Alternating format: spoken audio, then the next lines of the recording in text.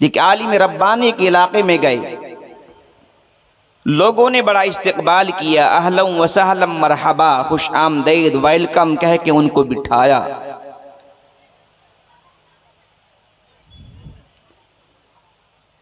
पानी पेश किया, चाय पेश की, नाश्ता कराया। जब वो वहां से जाने लगे तो लोगों ने कहा, हजरत थोड़ी देर आप ठहर जाएं, हमें आपसे एक जनाजे की नमाज पढ़वानी है। ठहर गए। कुछ देर के बाद एक जनाजे को तैयार करके लाया गया। तमाम लोगों ने वुजू करने के बाद सफ़ों को लगाना शुरू किया। हजरत जी को नमाज जनाजा के लिए आगे खड़ा किया गया। जैसे ही उन्होंने हाथ उठाए तकबीर कहने के लिए तो मय्यत में हरकत हुई।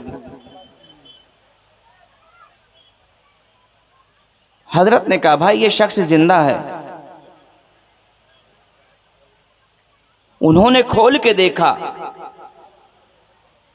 तो 60-65 साल के एक बड़े मियाँ सिसकियां लेके रो रहे हैं। हजरत ने कहा, भाई आप लोगों ने इनके साथ ये जुल्म क्यों किया है? उन्होंने और खोल के देखा तो उनके बाएं हाथ को भी काट दिया गया था। हजरत जी ने कहा, भाई आप लोगों ने ये जुल्म क्यों किया है? तो उन लोगों ने कहा, हजरत हमारे इलाके में हुफ्फाज़ किराम नहीं है, हमारे इलाके में उलमाए रब्बानिय्यीन नहीं है, मदारिस इस्लामिया का वजूद नहीं है। अगर हमारे किसी भाई का इंतकाल हो जाए और उस वक्त कोई आप जैसा आलिम आ जाए तो उसकी नमाज जनाजा हो जाती है, वरना हम बगैर नमाज जनाजा पढ़े ही दफन कर देते हैं। ये बड़े मियाँ कई महीनों से बीमार चल रहे हैं।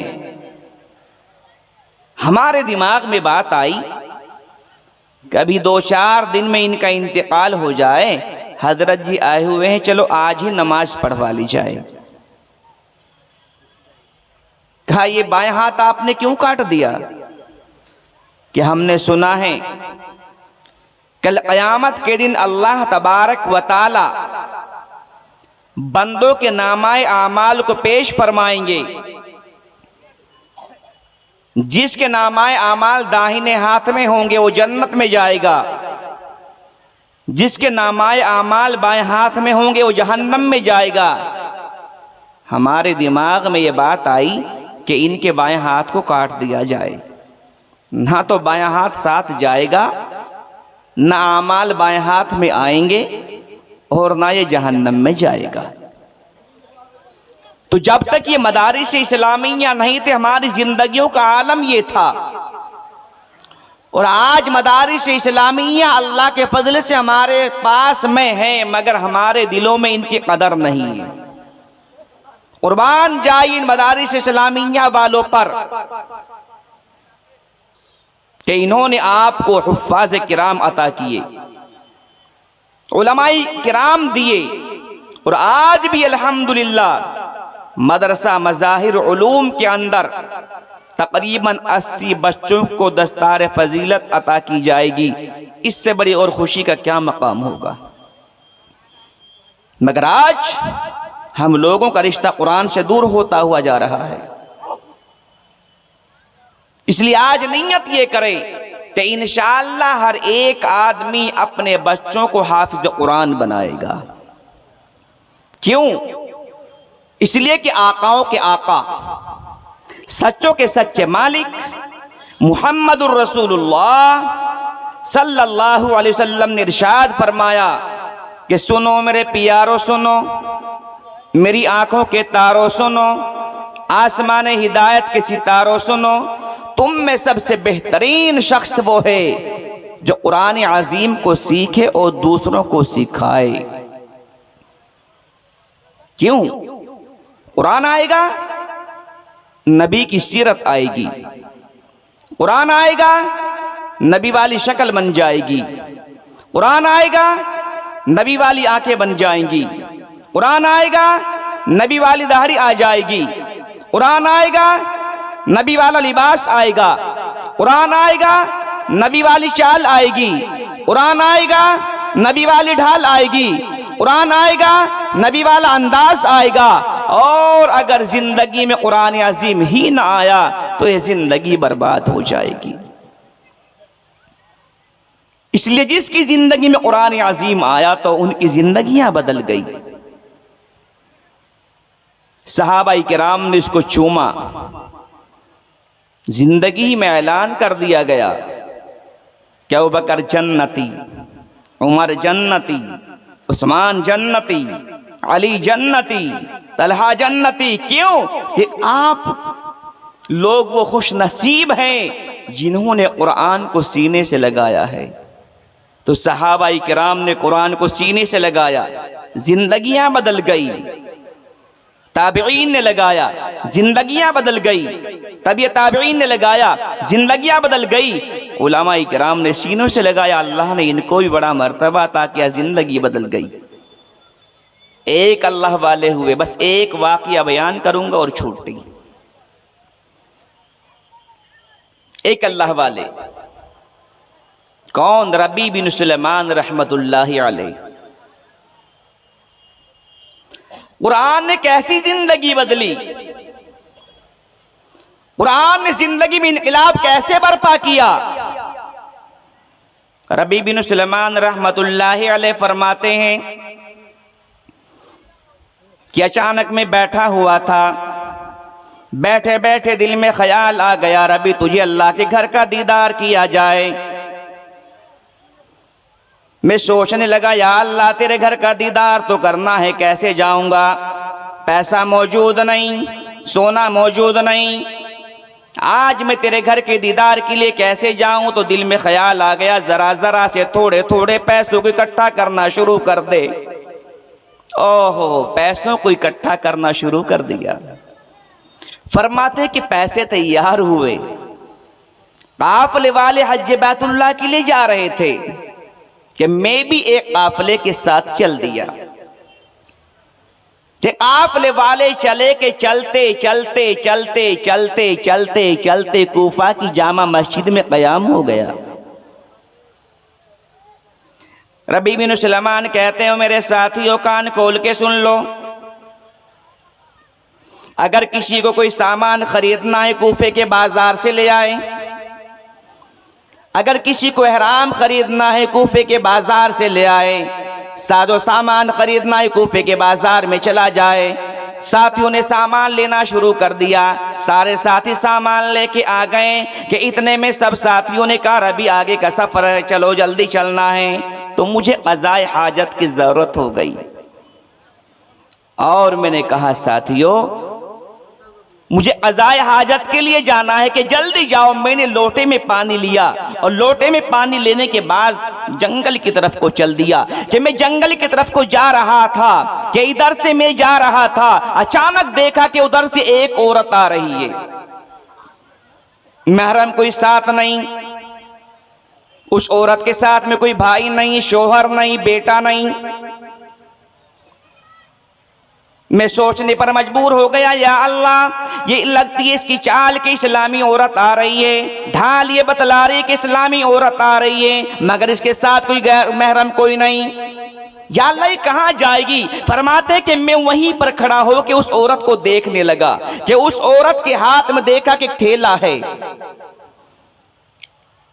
और उस थैले को बगल में दबाए हुए जा रही है। और चलते चलते एक गड्ढे में एक जानवर मरा हुआ पड़ा है, उस जानवर के पास खड़ी हुई और उस औरत ने इधर को देखा, इधर को देखा, पीछे देखा, आगे देखा। जब कोई नजर ना आया तो उस औरत ने थैला निकाला, थैले से छोटा सा चाकू निकाला और मुर्दार जानवर से गोश्त का पार्चा काटा, थैले में लिया और बगल में दबाया और पीछे को चलना शुरू हो गई। फरमाते कि मेरे पैरों की जमीन खिसक गई। या अल्लाह आज तो कमाल की बात हो गई। या अल्लाह, इससे पहले ऐसा मंजर कभी नहीं देखा रबी ने। या अल्लाह, मैंने आज इसका लिबास इस्लामी देख लिया, चाल इस्लामी देखी, ढाल इस्लामी देखी, लेकिन या अल्लाह बात समझ में नहीं आती कि आज ये मुर्दार जानवर का गोश्त कहां लेके जा रही है। फरमाते कि मैं उस औरत के पीछे पीछे चल दिया, पीछे पीछे जा रहा था कि आगे आगे औरत जा रही है, मैं चुप चुप के पीछे उसके चल रहा हूं कि शहर के किनारे पर एक घर में उसने दस्तक दी, कुंडी खुली और वो औरत अंदर पहुंच गई। मैं बाहर खड़ा हुआ तकता रहा, या अल्लाह ये मंजर कैसा देख रहा हूं। फरमाते कि मैंने जरा से किवाड़ों में से झांक के देखा कि एक छोटी बच्ची माँ की आगोश में आके खड़ी हो गई और फरमाया, अम्मा आज कुछ खाने को मिला है कि नहीं मिला। फरमाया, बेटी ले आई हूं। बड़े वाली बच्ची खड़ी हो गई, फौरन लकड़ियां लेने के लिए गई। उससे बड़े वाली बच्ची ने देखा कि माँ आज गोश्त लेके आ गई। उसने चाकू लिया, गोश्त लिया, उसके छोटे छोटे पार्चे करना शुरू कर दिया और वो छोटी बेटियां माँ की आगोश में आके बैठ गई कि इतने में मैंने कुंडी खटखटा दी। वो जो माँ के पास में बैठी हुई छोटी बच्ची थी मेरे पास आई, कुंडी खोली। फरमाया, कौन हो, कहां से आए हो, क्या काम है, क्या बात है। फरमाया, मेरी बेटी अपनी अम्मा को भेज तो उससे मुझे कुछ काम है। तेरे बताने की बात नहीं, तुझे समझाने की जरूरत नहीं, तेरी माँ को समझाऊंगा, तेरी माँ को बात बताऊंगा। वो छोटी सी बच्ची कहती, अल्लाह वाले कान खोल के सुन ले, मेरी माँ कभी गैर महरम के साथ खड़ी नहीं होना पसंद नहीं करती। मेरी माँ कभी किसी गैर महरम के साथ में बात नहीं करती, किसी गैर महरम की शक्ल देखना पसंद नहीं करती, किसी गैर महरम के साथ में खड़ा होना पसंद नहीं करती। आज तुम्हारे साथ कैसे करेगी। फरमाते कि मैंने कहा, मेरी बेटी माँ को भेज दो, जाओ कह दो कि आज तुम्हारे एक इस्लामी भाई आया है, भाई बन के बात करेगा। वो छोटी सी बच्ची अम्मा के पास पहुंच गई। फरमाया, अम्मा जान, आज तो एक ऐसा मेहमान आया है जो तुम्हारे से बात करना चाहता है। अम्मा जान जाओ तो सही, तुम्हें बुला रहा है। फरमाया, बेटी क्या बात है, उससे कह दो कि मैं किसी गैर महरम से बात नहीं कर दी। बेटी ने कहा, अम्मा जान मैंने सब कुछ बता दिया, कहता है कि मैं आज इस्लामी भाई बन के बात करूंगा, अपनी अम्मा को भेज दीजिए। ये औरत खड़ी हो गई, कुंडी खटखटाई, कौन है जी। फरमाया, मेरी बहन कान खोल के सुन ले, तेरे लिबास को देखा इस्लामी लिबास नजर आया, तेरी शाल को देखा इस्लामी शाल नजर आई, तेरी ढाल को देखा इस्लामी ढाल नजर आई, लेकिन जो तूने आज काम करके दिखाया इस्लाम में और शरीयत में कहीं जायज नहीं। तू तो मुर्दार का गोश्त लेके आई है, मुर्दार जानवर का गोश्त काटते हुए मैंने अपनी आंखों से देखा, उसके पास खड़े हुए देखा, उसमें से काटते हुए देखा। ओ मेरी बहन, ऐसा इस्लाम में जायज नहीं है। तो औरत कहती है, ओ मेरे भाई ऐसा मत कहिए, ऐसा ना हो कि आज तेरी जबान से निकले हुए कलाम को मेरी लड़कियां सुन ले। ओ मेरे भाई, ऐसा ना हो जाए कि आज तुम्हारी और हमारी बातों को मेरी बच्चियां सुन ले। मुझे भी मालूम है कि मेरे लिए वो खाना जायज नहीं, मुझे मालूम है वो गोश्त लाना जायज नहीं, मुझे मालूम है वो गोश्त काटना जायज नहीं, लेकिन मेरे भाई कान खोल के सुन ले, मेरी बच्चियों ने 4 दिन हो गए खाना नसीब नहीं हुआ, आज तक कोई दाना पेट में गया नहीं। मैं सैयद ज़ादिया हूं, मेरी बेटी सैयद ज़ादिया हैं, हम सैयद ज़ादियाँ हैं, हमें किसी की ज़कात को लेना जायज़ नहीं, किसी का सदका खाना जायज़ नहीं। ओ मेरे भाई कान खोल के सुन ले, शरीयत इतना तो इजाज़त देती है, अगर पेट में कोई दाना ना जाए और मौत वाक़े होने का खतरा हो जाए तो ज़रा सा मुर्दार खा के अपनी जान बचा ली जाए। तो इसलिए मैं आज गई थी मुर्दार जानवर का गोश्त लेने के लिए कि ऐसा ना हो कि शाम तक मेरी किसी बच्ची का इंतकाल हो जाए, इसलिए मुर्दार लाने पे मजबूर हो गई। रबी बिन सुलेमान रहमतुल्लाह अलैह कहते कि मैंने अपना इरादा बदल दिया और दिल में कहा और अभी किस्मत में अगर हज बैतुल्लाह का सफर हुआ फिर भी हो जाएगा, हज में जाना नसीब हुआ फिर भी हो जाएगा, अरकान करना नसीब हुआ फिर भी हो जाएगा, लेकिन मैं नबी करीम सल्लल्लाहु अलैहि वसल्लम के खानदान की बेटी को भूखा देखना पसंद नहीं करता। फरमाते कि जो मैंने पैसे हज बैतुल्लाह के लिए इकट्ठा किए थे वो थैली निकाली और कहा मेरी बहन कान खोल के सुन ले, इरादा तो कहीं और जाने का था मगर वो इरादा मैंने मुलतवी कर दिया और ये पैसे लो और जाओ कुफा के बाजार में चली जाओ, ये गोश्त बाहर जंगल में फेंक दिया जाए, वहां से खाने पीने का सामान लाया जाए, सामान लाने के बाद बेटियों के पेट में दाना डाला जाए, बेटियों के पेट को सैराब किया जाए। ओ मेरी बहन मैं आगे जाना मुलतवी कर दिया, पैसे लो मैं अपने घर को वापस जा रहा हूं, मैं किसी सैयदजादी को भूखा देखना पसंद नहीं करता, ये पैसे ले लो। सारे पैसे जो हज के लिए इकट्ठा किए थे रबी बिन सुलेमान ने उस माई के हवाले कर दिए। साथी इंतजार कर रहे हैं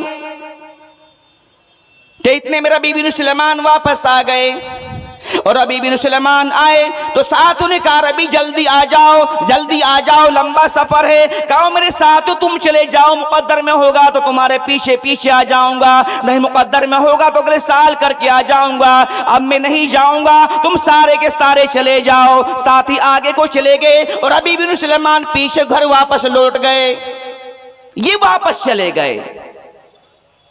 फरमाते कि बात आई गई हो गई, बात आई गई हुई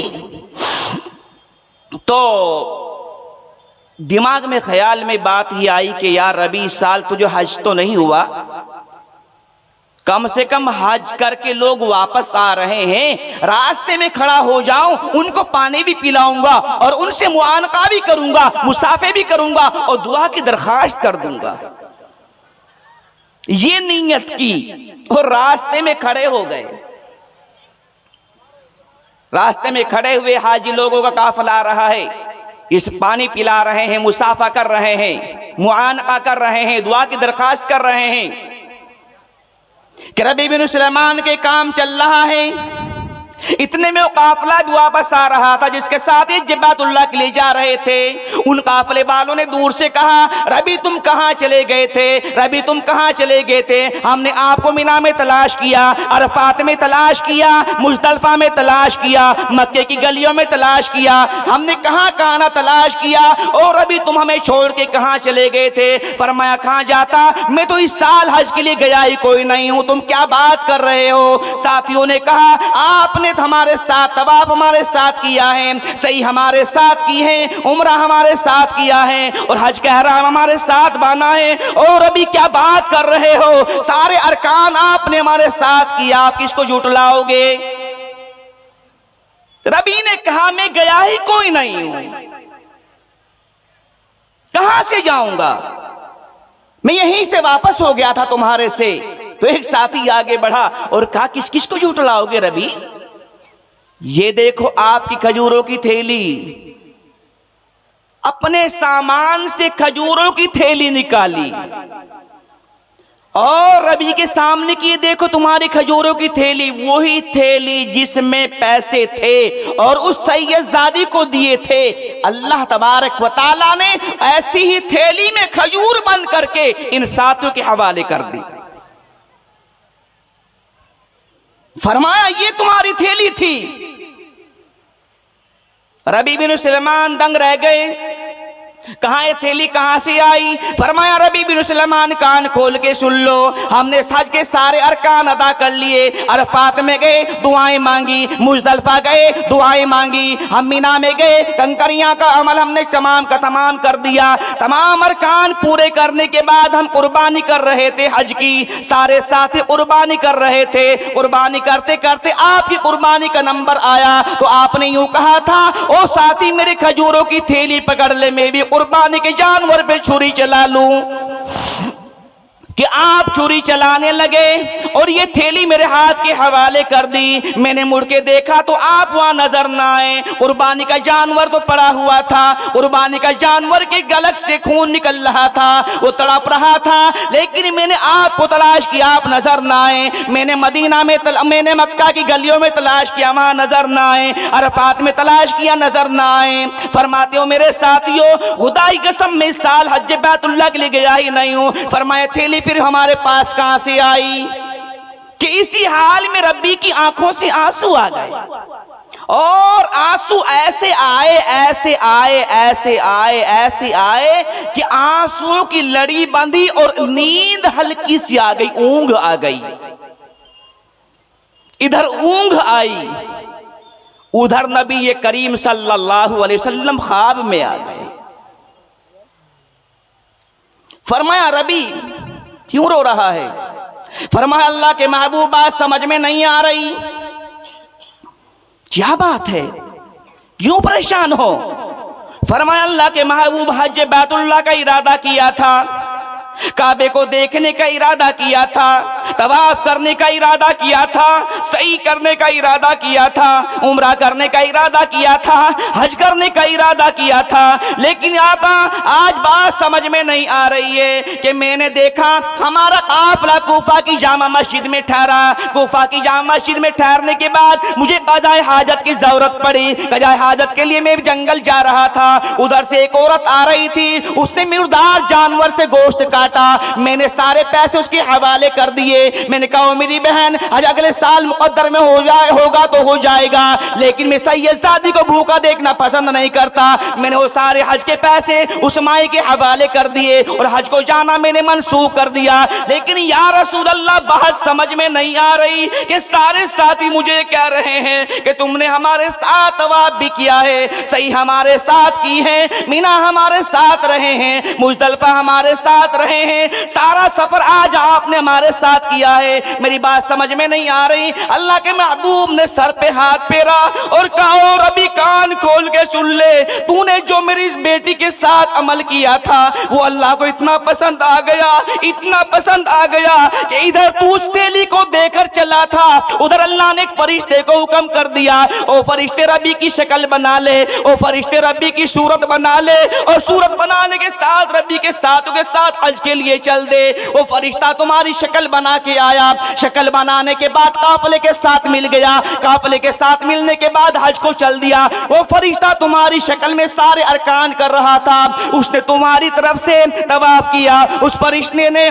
सही की, उस फरिश्ते ने हज किया। हज करने के बाद खजूरें भरी, खजूरें लेने के बाद साथी को दे दी। फरमाया और अभी कान खोल के सुन ले, अल्लाह तबारक व तआला का इससे भी बड़ा इनाम ये है कि अल्लाह ने ऐलान कर दिया और अभी के साथियों तुमने एक हज किया है, लेकिन जिसने मेरे नबी की बेटी का ख्याल किया हो उसके लिए आज मैं ऐलान कर रहा हूं। और फरिश्ते कान खोल के सुन ले, तुझे हर साल क़यामत तक रबी की शक्ल बना के उसकी तरफ से हज अदा करना होगा।